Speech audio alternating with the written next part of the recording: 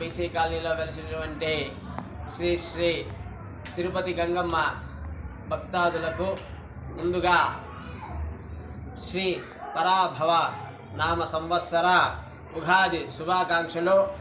అలానే ఈరోజు ఉగాది పర్వదినం పురస్కరించుకొని మన గంగమ్మ దేవస్థానంలో విశేషమైనటువంటి ఫల పంచామృత సుగంధ ద్రవ్య అభిషేకము మరియు అమ్మవారికి ఈ పరాభవ నామ సంవత్సరం అంతా శుభాలు చేకూర్చాలని ఈ గ్రామంలో వెలిసినటువంటి అందరికీ పాడి పంటలు కానీ వారి యొక్క సుఖ జీవనం కానీ బాగా వృద్ధి జరగాల అనేసి ఈరోజు మన అమ్మవారు శ్రీ మహాలక్ష్మి అలంకారంలో భక్తాదులకు దర్శనమిచ్చినారు. అలానే ఉదయం నుంచి అనేక మంది భక్తాదులు విచ్చేసి అమ్మవారి యొక్క దర్శనం చేసుకొని అమ్మవారి యొక్క కృపకు పాత్రులైనారు.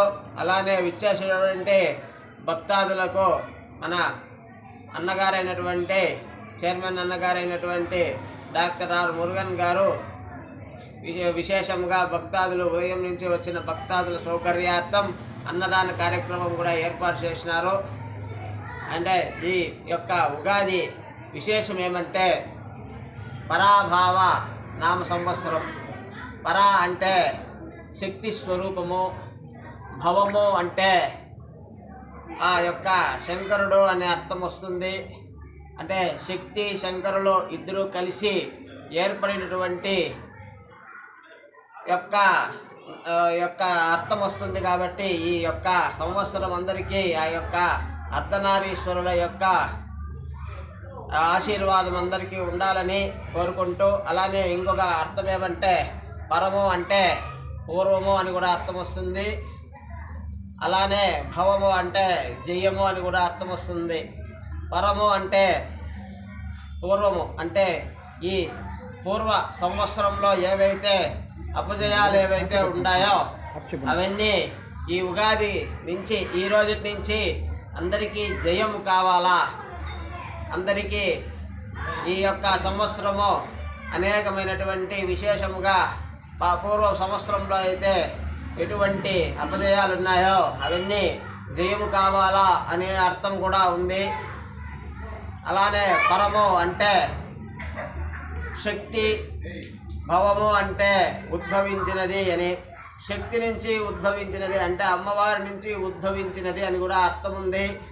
కాబట్టి ఈ పరాభావ నామ సంవత్సరము అందరికీ నూతన ఉత్తేజంతో అందరి యొక్క విశేషముగా అందరి యొక్క వృత్తి వ్యాపారాలు సక్సెస్ కావాలా అని వారికి అందరికీ అమ్మవారు ఆ యొక్క పరమేశ్వరుడు అట్లే నారాయణుడి యొక్క ఆశీర్వాదము ఎల్లవేళలా ఉండాలని కోరుకుంటూ శ్రీమాత్రే నమః. అందరికీ నమస్కారం. అందరికీ ఉగాది శుభాకాంక్షలు. శ్రీ శ్రీ తిరుపతి గంగమ్మ దేవస్థానం బీసీ కాలనీ గంటా ఊర్లో ఈరోజు నిన్న అమావాస్య జరిగింది. ఈరోజు మన గంగమ్మ తల్లిని మహాలక్ష్మి అవతారం చేయించినాము.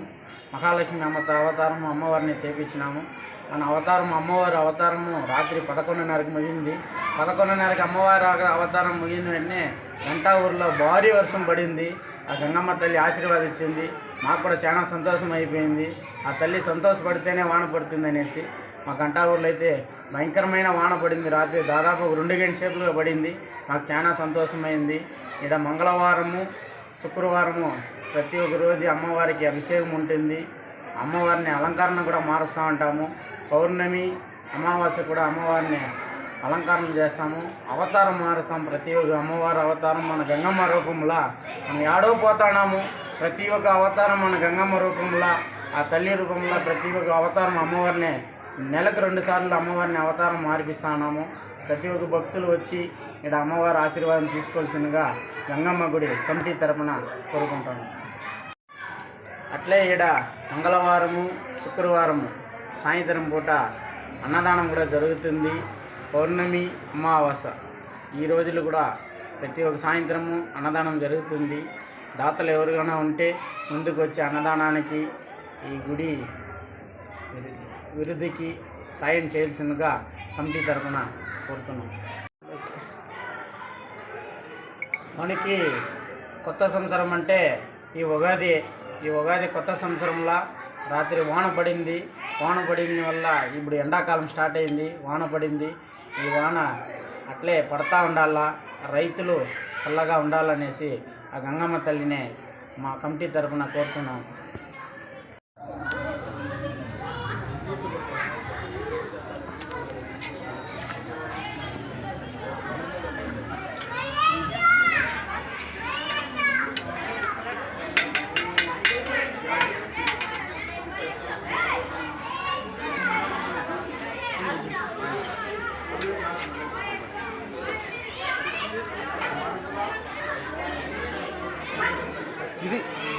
చూడు ఫ్రేమ్ చూడు ఆపోజిట్.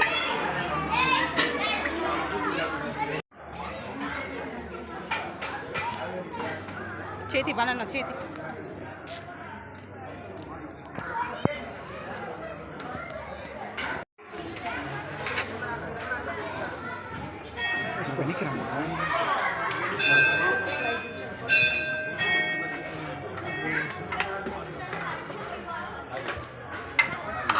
నా ఫ్రేమ్ వద్దా?